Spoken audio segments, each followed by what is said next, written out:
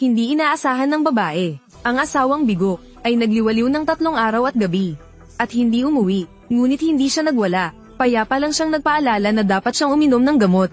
Ngunit nagalit ang asawa at inis sa kanyang presensya. At sinampal siya hanggang sa bumagsak. Kung hindi siya ayaw na ayaw maghiwalay, baka matagal nang napangasuhan ni Jigo ang aming si Miss Shen.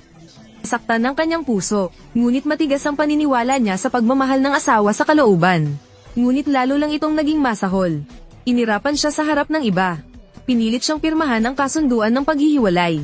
Sinubukan niyang ipakita ang mga lumang larawan para maalala ng asawa, ngunit wala itong pakialam sa asawa. At itinapon ang mga alaalang parang basura.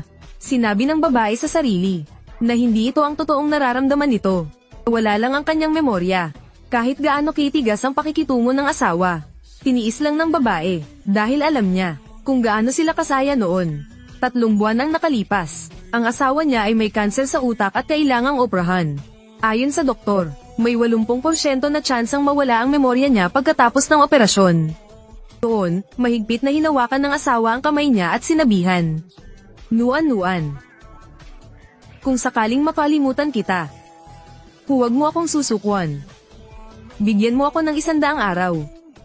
Sisikapin kong muling mahalin ka." Dahil sa pangakong ito, pinagtiisan ng babae ang lahat. Kahit na may iba na itong kasama, hindi siya nagalit. Akala niya pagkatapos ng 100 araw, ay maaalala na siya ng asawa. Ngunit 10 araw na lang ang natitira. Bigla na lang humingi ng hiwalay ang asawa. At hindi lang iyon, pinilit pa siyang lutuan ng birthday cake para sa bago nitong kasintahan. Yakap-yakap ang asawa. Umaasa na baka sa loob ng 1 linggo ay maalala niya. Kaya pumayag siya. Pagkatapos, nag-order siya ng cake para sa babaeng ito. Isang tagahanga ang lumapit sa kanya. Nakilala kaagad ng babae. Siya ang